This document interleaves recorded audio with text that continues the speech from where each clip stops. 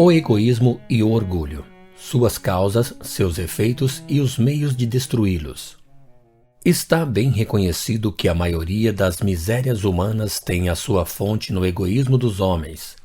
Então, desde que cada um pensa em si, antes de pensar nos outros, e quer a sua própria satisfação antes de tudo, cada um procura naturalmente se proporcionar essa satisfação a qualquer preço e sacrifica sem escrúpulo os interesses de outrem, desde as menores coisas até as maiores, na ordem moral como na ordem material. Daí todos os antagonismos sociais, todas as lutas, todos os conflitos e todas as misérias, porque cada um quer despojar o seu vizinho. O egoísmo tem a sua fonte no orgulho. A exaltação da personalidade leva o homem a se considerar como acima dos outros, crendo-se com direitos superiores e se fere com tudo o que, segundo ele, seja um golpe sobre os seus direitos. A importância que pelo orgulho liga à sua pessoa torna-o naturalmente egoísta. O egoísmo e o orgulho têm a sua fonte num sentimento natural, o instinto de conservação. Todos os instintos têm sua razão de ser e sua utilidade, porque Deus nada pode fazer de inútil. Deus não criou o mal. Foi o homem que o produziu pelo abuso que fez dos dons de Deus em virtude de seu livre-arbítrio. Esse sentimento, encerrado em seus justos limites, portanto, é bom em si. É o exagero que o torna mau e pernicioso. Ocorre o mesmo com todas as paixões que o homem frequentemente desvia de seu objetivo providencial. De nenhum modo Deus criou o homem egoísta e orgulhoso. Criou-o simples e ignorante. Foi o homem que se fez egoísta e orgulhoso, exagerando o instinto que Deus lhe deu para a sua conservação. Os homens não podem ser felizes se não vivem em paz, quer dizer, se não estão animados de um sentimento de benevolência, de indulgência e de condescendência recíprocos, em uma palavra, enquanto procurarem se esmagar uns aos outros. A caridade e a fraternidade resumem todas as condições e todos os deveres sociais, mas supõem a abnegação. Ora, a abnegação é incompatível com o egoísmo e o orgulho. Portanto, com seus vícios, nada de verdadeira fraternidade, partindo da igualdade e da liberdade, porque o egoísta e o orgulhoso querem tudo para eles. Estarão sempre aí os vermes roedores de todas as instituições progressistas. Enquanto eles reinarem, os sistemas sociais mais generosos, mais sabiamente combinados, desabarão sob os seus golpes. É belo, sem dúvida, proclamar o reino da fraternidade, mas para que serve se existe uma causa destruidora? É edificar sobre um terreno movediço. Tanto valeria decretar a saúde para um país insalubre. Num tal país, querendo-se que os homens se portem bem, não basta enviar-lhes médicos, porque eles morrerão como os outros. É necessário destruir as causas da insalubridade. Se quereis que vivam como irmãos sobre a terra, não basta lhes dar lições de moral. É necessário destruir as causas do antagonismo. É necessário atacar o princípio do mal, o orgulho e o egoísmo. Aí está a praga. Aí deve-se concentrar toda a atenção daqueles que querem seriamente o bem da humanidade. Enquanto esses obstáculos subsistirem, verão seus esforços paralisados, não só por uma resistência de inércia, mas por uma força ativa que trabalhará sem cessar para destruir a sua obra, porque toda ideia grande, generosa e emancipadora arruína as pretensões pessoais. Destruir o egoísmo e o orgulho é coisa impossível. Dir-se-á porque esses vícios são inerentes à espécie humana. Se isso fora assim, seria necessário desesperar de todo o progresso moral. No entanto, quando se considera o homem em suas diferentes idades, não se pode desconhecer um progresso evidente. Portanto, se ele progrediu, pode progredir ainda. Por outro lado, é que não se encontra nenhum homem desprovido do orgulho e do egoísmo? Não se veem, ao contrário, essas naturezas generosas nas quais o sentimento de amor ao próximo, de humildade, de devotamento e de abnegação parecem inatos? O número é menor do que o dos egoístas, isto é certo, de outro modo estes últimos não fariam a lei. Mas há deles mais do que se crê, e se parecem tão pouco numerosos é que o orgulho se põe em evidência, ao passo que a virtude modesta permanece na sombra. Se, pois, o egoísmo e o orgulho estivessem nas condições necessárias à humanidade, como as de se nutrir para viver, não haveria exceções. O ponto essencial é, pois, chegar a fazer a exceção passar ao estado de regra. Para isso, antes de tudo, trata-se de destruir as causas que produzem e sustentam o mal. A principal dessas causas se liga evidentemente à falsa ideia que o homem faz de sua natureza, de seu passado e de seu futuro. Não sabendo de onde vem, se crê mais do que não o é. Não sabendo para onde vai, concentra todo o seu pensamento sobre a vida terrestre.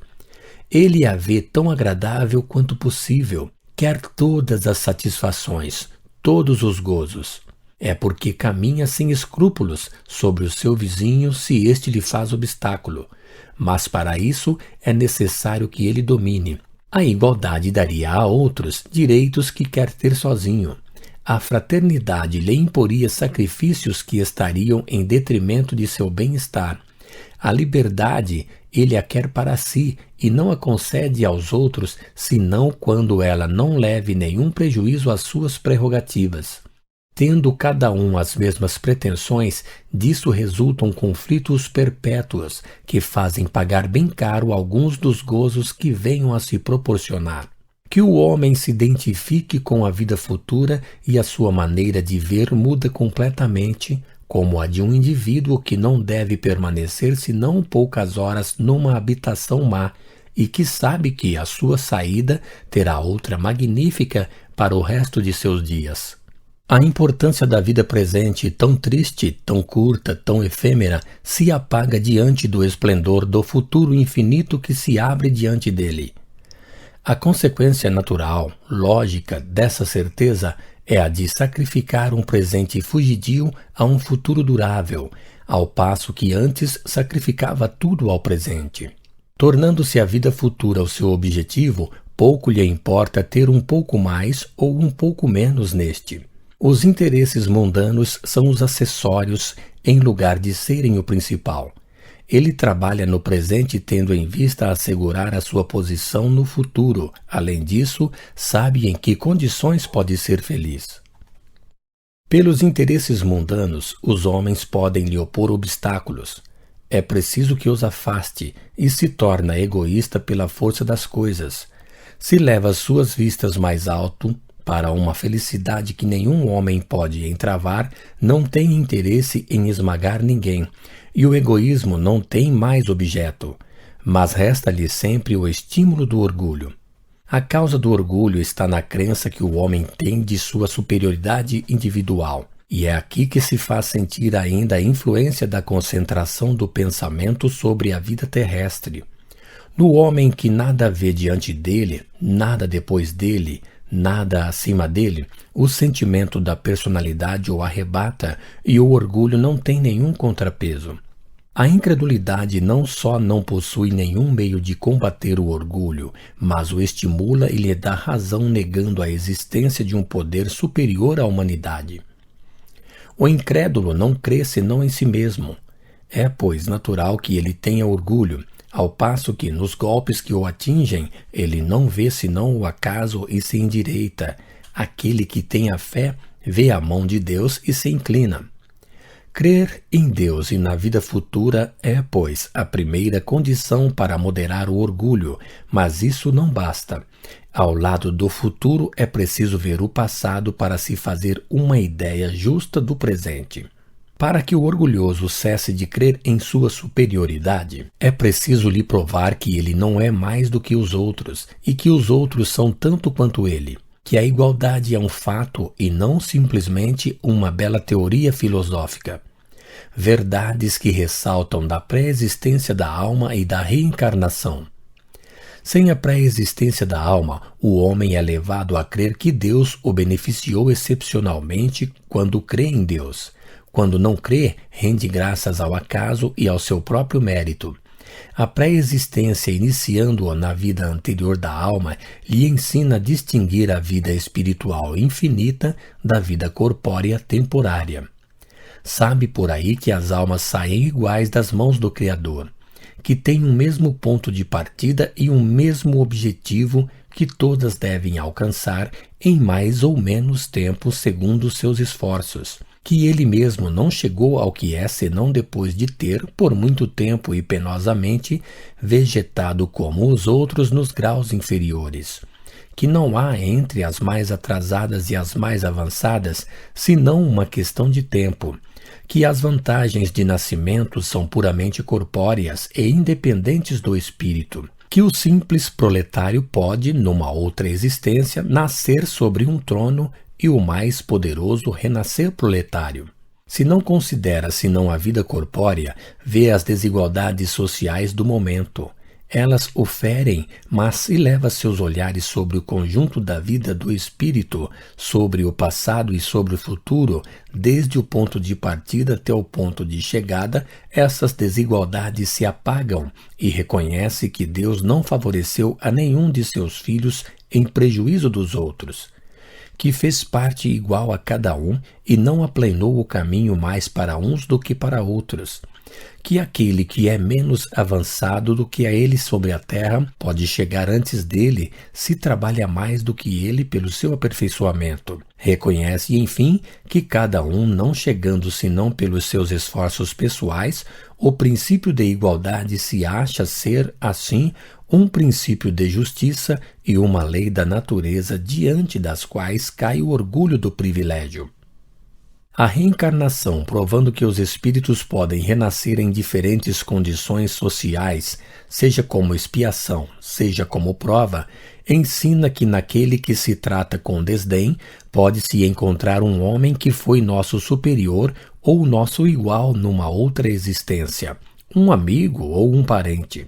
Se o homem o soubesse, tratá-lo-ia com respeito, mas então não teria nenhum mérito. E pelo contrário, se soubesse que seu amigo atual foi seu inimigo, seu servidor ou seu escravo, o repeliria. Ora, Deus não quis que isso fosse assim, por isso lançou um véu sobre o passado.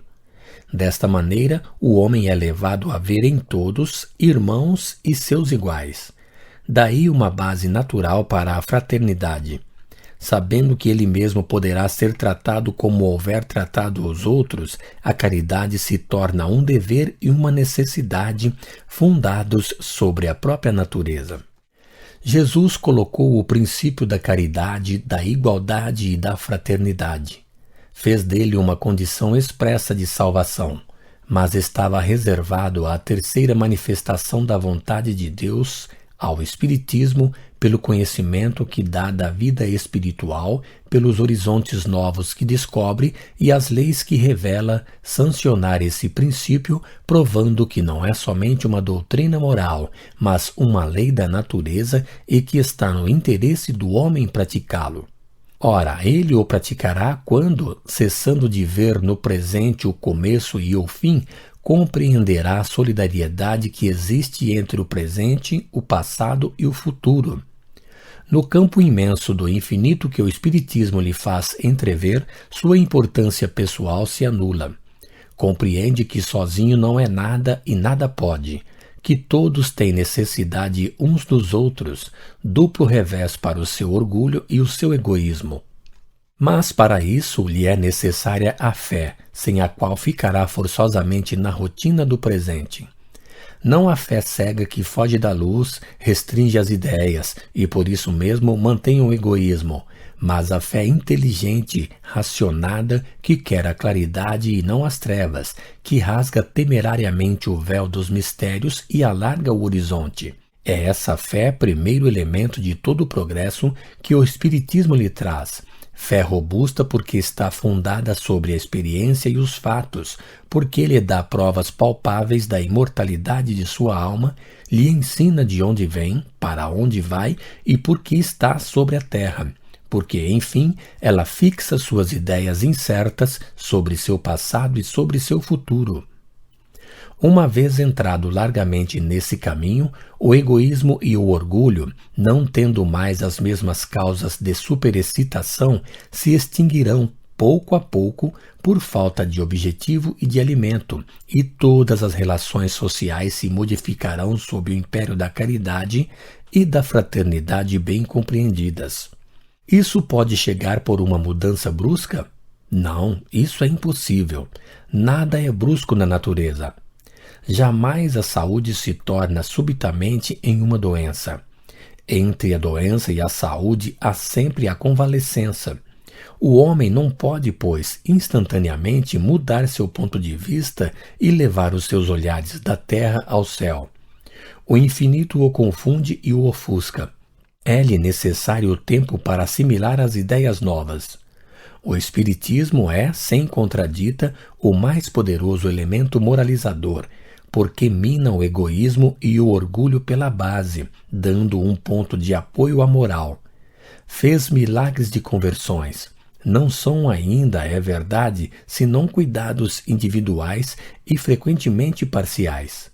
Mas o que produziu sobre os indivíduos é a garantia do que produzirá um dia sobre as massas. Ele não pode arrancar as más ervas de repente. Dá a fé. A fé é uma boa semente, mas é necessário a essa semente o tempo para germinar e dar frutos. Eis porque todos os espíritas não são ainda perfeitos. Ele pegou o homem no meio da vida, no fogo das paixões, na força dos preconceitos, e se em tais circunstâncias operou prodígios, que será quando o tomar em seu nascimento, virgem de todas as impressões malsãs, quando aquele receber a caridade desde a meninice e for embalado pela fraternidade, quando, enfim, toda uma geração será elevada e nutrida nas ideias que a razão aumenta, fortificará em lugar de desunir? Sob o império dessas ideias, tornadas a fé para todos, o progresso, não encontrando mais obstáculo no egoísmo e no orgulho, as próprias instituições se reformarão e a humanidade avançará rapidamente para os destinos que lhe foram prometidos sobre a terra, esperando-os dos